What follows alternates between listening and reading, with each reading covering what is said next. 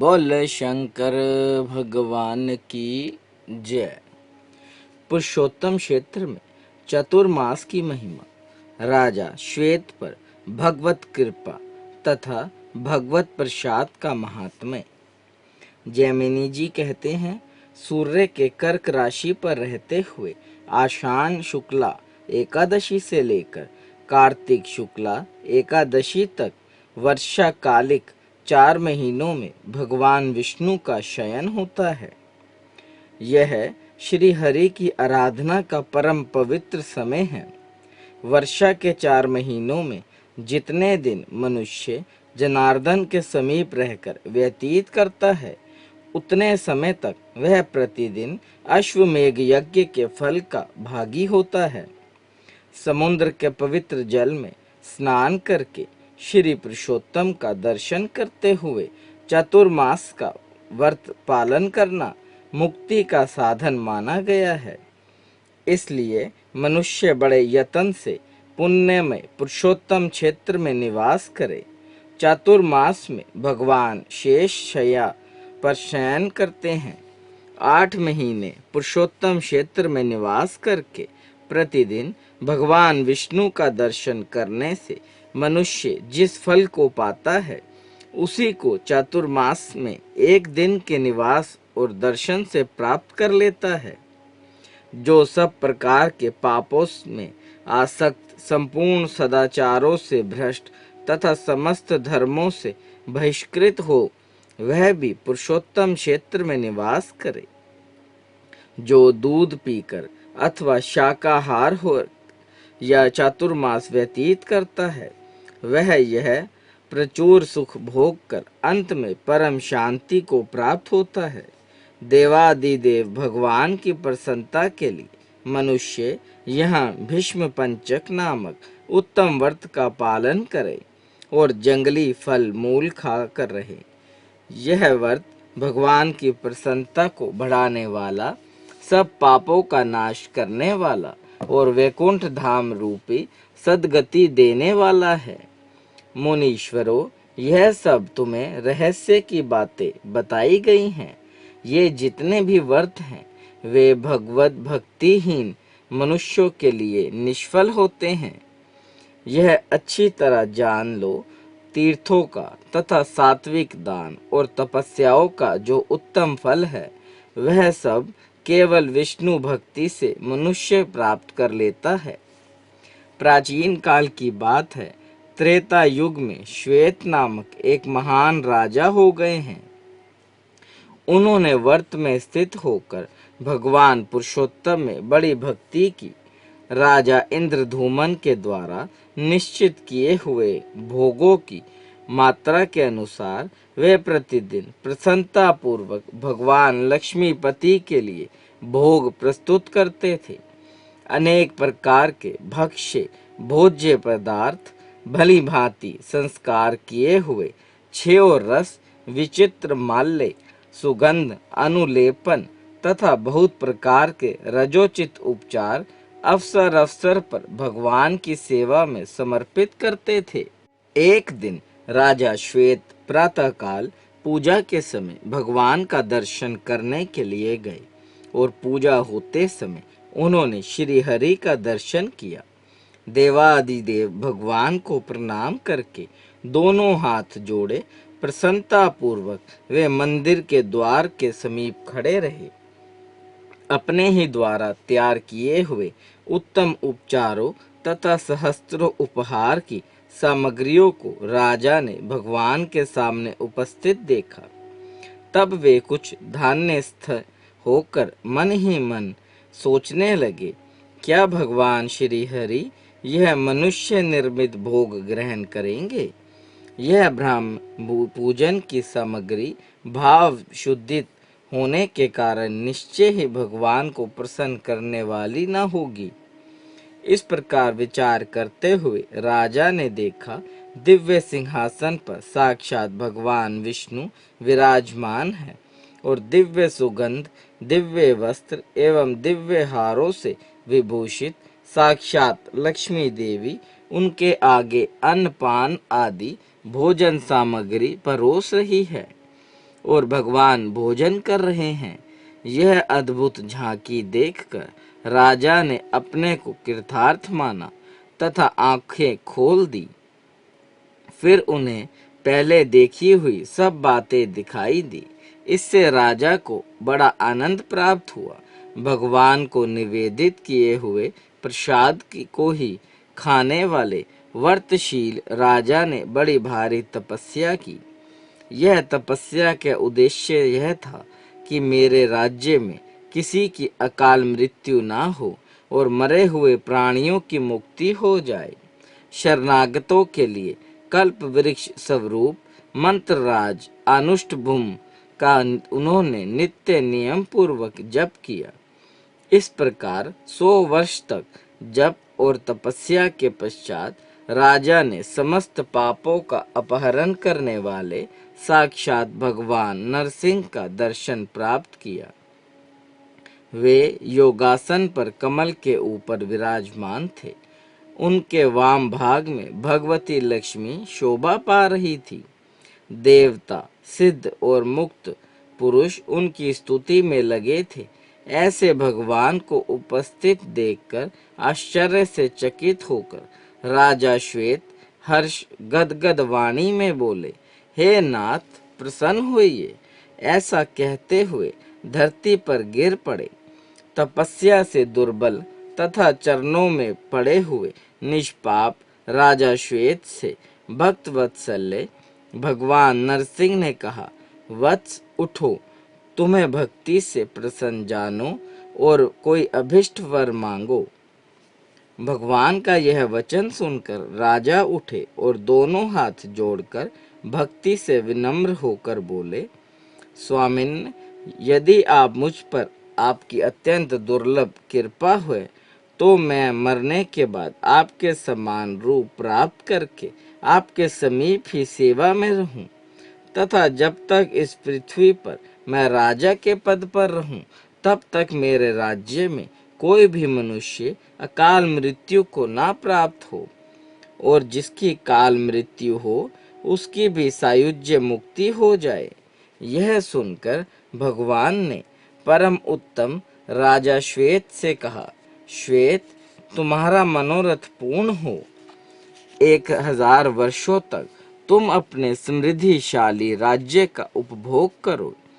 प्रतिदिन मेरे नैवेद्य का भोजन करने से तुम्हारी सारी पाप राशि नष्ट हो जाएगी और अंतकरण अत्यंत शुद्ध हो जाएगा। तत्पश्चात तुम मेरी सायुज्य मुक्ति प्राप्त कर लोगे।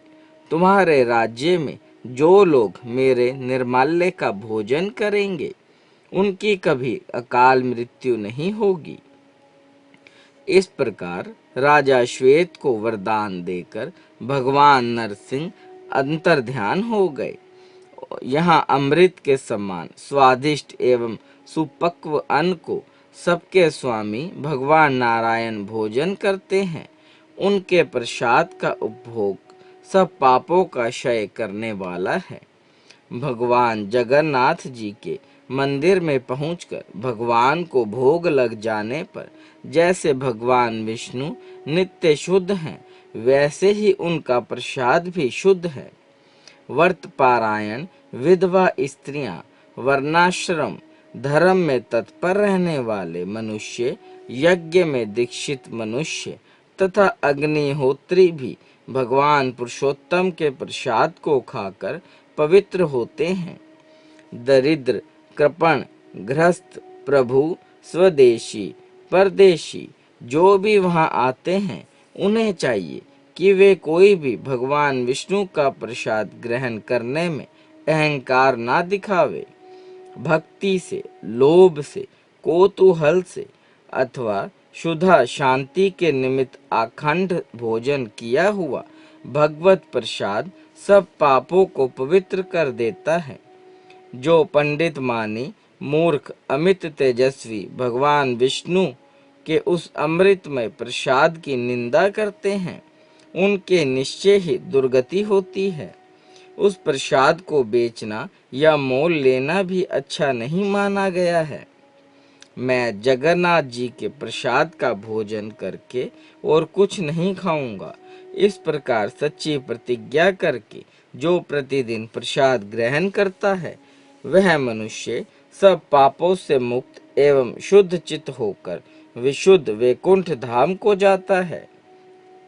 भगवान का प्रसाद यदि चिरकाल का रखा हो, सूख गया हो अथवा दूर देश से लाया गया हो, जिस किसी प्रकार भी उसका उपयोग करने पर वह सब पापों का नाश करता है। जगन्नाथ जी के प्रसाद का अन्न और गंगा जल दोनों बराबर हैं। उनका भोजन करने से सब पापों का नाश हो जाता है। वहाँ काष्ठ रूपी पर ब्रह्मा सबके नेत्रों के समक्ष प्रकाशित हैं। थोड़े पुण्य वाले मनुष्यों का उस प्रसाद में विश्वास नहीं होता। उनकी महिमा को कोई नहीं जानता।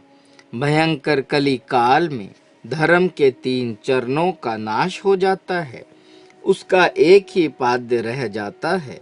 उस समय प्राय सब लोग असत्यवादी, दंभी और शठव्रती के होते हैं।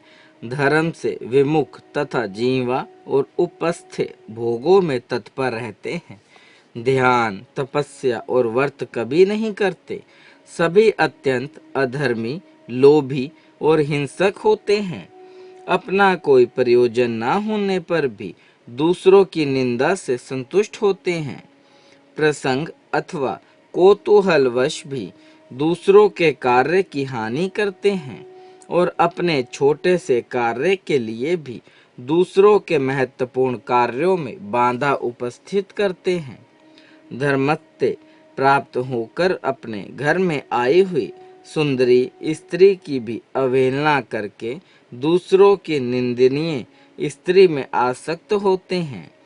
अग्निहोत्र आदि कर्म अथवा कोई दूसरा भी व्रत कहीं पालित नहीं होता। यदि कहीं है तो वह ब्राह्मणों की जीविका के रूप में है। जो परलौकिक कर्म हैं, वे भी यथार्थ रूप से संपादित न होने के कारण फलदायक नहीं होते। कलयुग में राजा लोग प्राय प्रजा की रक्षा से मुंह मोड़े रहते हैं। वे सदा तक कर वसूल करते हैं, प्राय पापिष्ट और चोरी की वृत्ति वाले होते हैं। कलयुग में प्राय सब लोग वर्ण संकर और शूद्र के तुल्य हो जाते हैं। राजा ही प्रजा का धन अपहरण करते और शूद्र राज सेवक होते हैं। वैदिक और सम्राट आदि कर्मों का कली में भली भांति अनुष्ठान नहीं किया जाता। उस समय दान धर्म सबसे उत्तम है। कलयुग प्राप्त होने पर यहाँ भगवान विष्णु ही सबकी गति हैं।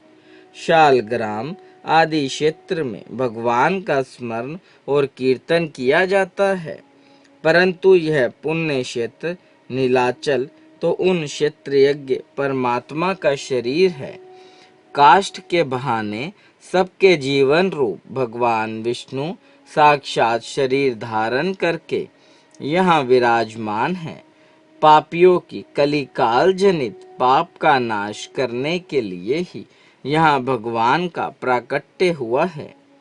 वे यहाँ अपने देश सत्वन और प्रसाद भोजन से मोक्षदायक होते हैं। भगवान के प्रसाद से जिसका शरीर व्याप्त है, वह उस विशुद्ध आहार से विशुद्धात्मा होने के कारण पातकों में लिप्त नहीं होता। भगवान जगदीश इस तीर्थ में अर्पित किए हुए नैवेद्य का साक्षात भोजन करते हैं। भगवान विष्णु के श्री अंगों से उतारी हुई तुलसी की माला को जो भक्त अपने मस्तक या गले में धारण करता है अथवा जो उसे हृदय से लगाए रखता है या भगवत प्रसाद रूप तुलसी दल भक्षण करता है, वह मनुष्य विष्णु के धाम में जाता है।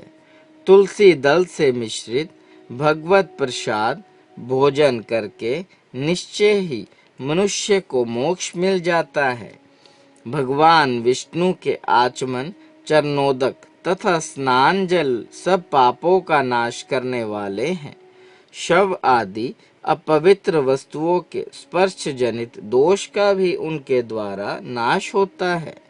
इतना ही नहीं, वे समस्त दीक्षाओं और व्रतों के फल देने वाले तथा ऐश्वर्य की वृद्धि करने वाले हैं। भगवान का चरणामृत अकाल मृत्यु का निवारण, रोग समूह का संहार तथा पाप राशि का नाश करने वाला है। इस प्रकार पुरुषोत्तम तीर्थ में लक्ष्मी जी के साथ निवास करने वाले भगवान विष्णु सब लोगों पर अनुग्रह करने की इच्छा से निवास करते हुए अनायास ही मोक्ष देते हैं। बोले शंकर भगवान की जय। देव देव महादेव करुणा निधान भक्त वत्सल्य शिव शंकर भोलेनाथ प्रसन्न होइए त्रिलोकीनाथ। सदैव अपने चरण बिंदों में लगाए रखे, सद्बुद्धि प्रदान करे। सृष्टि के कर्ता धर्ता संहार हरता, आपसे ही जीवन आपसे ही मरण महादेव। बच्चा पुल्लनहार तुसी बख्शनहार त्रिलोकीनाथ, कृपा दृष्टि बनाए रखे। हर हर महादेव।